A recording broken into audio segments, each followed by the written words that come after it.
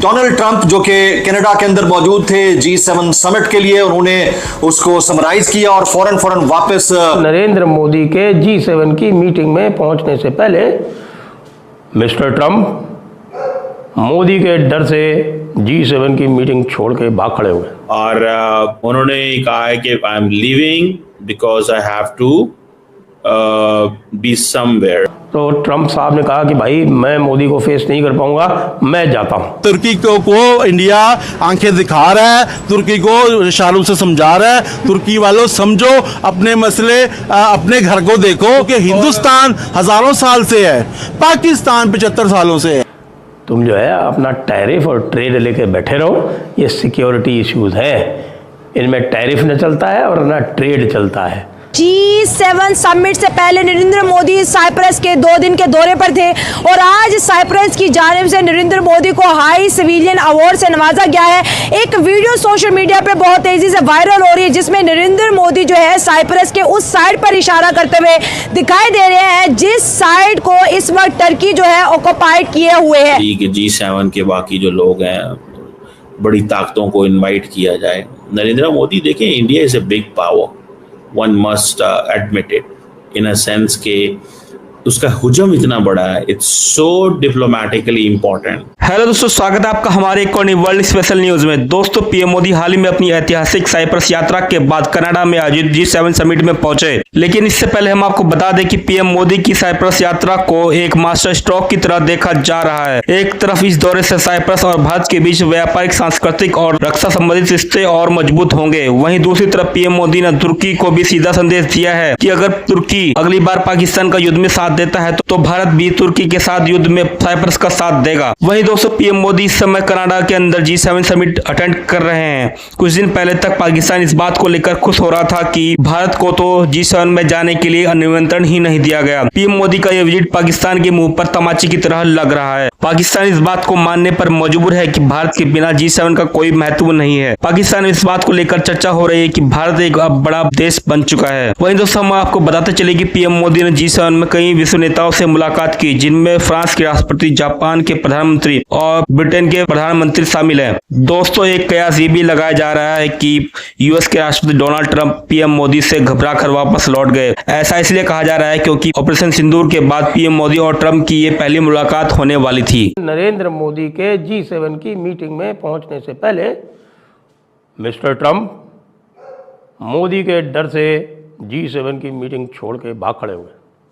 जी हाँ, क्योंकि एक मीटिंग तय हो रही थी ट्रंप और मोदी के बीच में। जैसे ही मोदी को भारत का एजेंडा पता चला तो ट्रंप साहब ने कहा कि भाई मैं मोदी को फेस नहीं कर पाऊंगा, मैं जाता हूं क्योंकि मुझको बहुत बड़े बड़े इंपॉर्टेंट डिसीजन लेने हैं। वो मिडिल ईस्ट का वॉर जो मेरे रोके नहीं रुक रहा है, उसके लिए कुछ करना पड़ेगा क्योंकि मैं भी अब उस वॉर में फंसने वाला हूँ।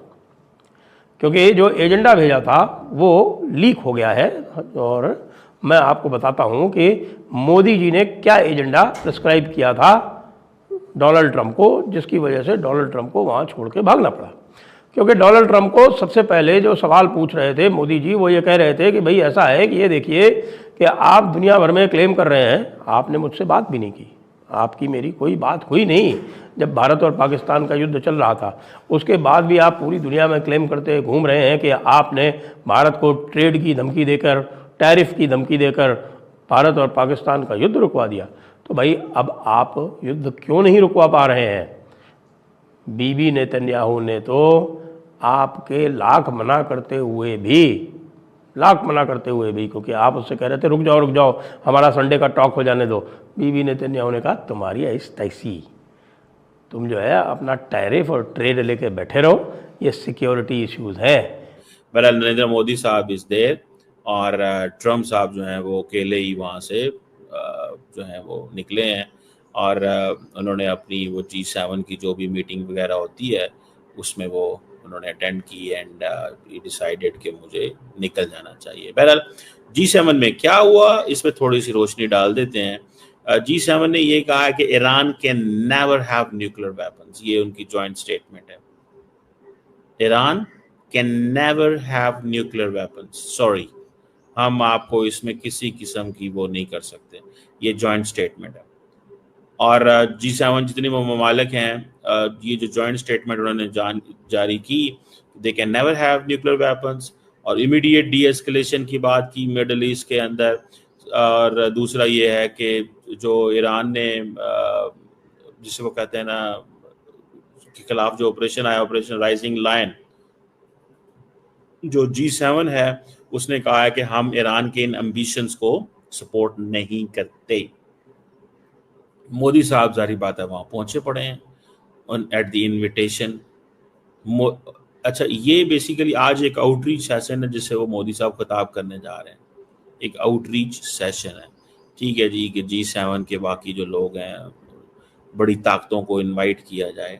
नरेंद्र मोदी देखें, India is a big power, one must admit it, in a sense के उसका हुजम इतना बड़ा है, it's so diplomatically important, it's so big in a sense कि वो कहते हैं कि नहीं, इसको मिलना ज़रूरी है हमें।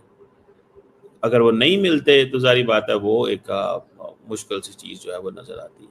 सो मुझे ऐसा लगता है दैट इंडियंस जो हैं वो they are very much into the game, इस सेंस में कि they are being invited on big tables, they are being invited on big tables, but in case someone says कि भाई वो उनकी जो सिचुएशन है वो डोनाल्ड ट्रम्प जो है वो कॉम्प्रोमाइज करना चाहते हैं। डोनाल्ड ट्रम्प नहीं चाहते कि मैं इनको वो अहमियत दूँ, तो लार्जली अमेरिकी सदर जो होता है वहाँ रुकता है, लेकिन वो नहीं रुके वहाँ। He didn't stop there, उसने कहा नहीं मैंने जाना है। सो वो चले गए उस सेशन से, और उनका केस सारी बात है जेन्युइन केस है, बिकॉज ईरान का एक बड़ा सीरियस थ्रेट है, he has to take decisions and he can't सारी बात है टेक डिसीजंस देयर उस सिचुएशन के अंदर। तो ये एक चीज़ ज़रूर मौजूद है, लेकिन ट्रम्प का जल्दी निकल जाना, सारे का सारा गेम प्लान चेंज हो गया।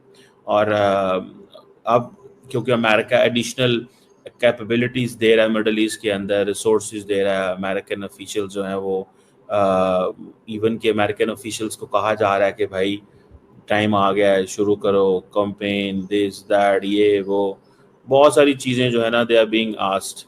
ठीक है जी, कि तुम जो है वो आपको चाहिए कि आप कुछ ना कुछ करें। तो अब वो ईरान अमेरिका क्या करता है, क्या नहीं करता, किस पैमाने पे चीज़ों को लेके जाता है, that is something important question. ये मुझे एक इम्पॉर्टेंट सवाल लगता है, लेकिन जारी बात है किस हद तक इम्पॉर्टेंट है, क्या अमेरिका इसमें करता है, वेपन्स देता है नहीं देता, कितने देता है, खुद जंग का हिस्सा बनना चाहता है,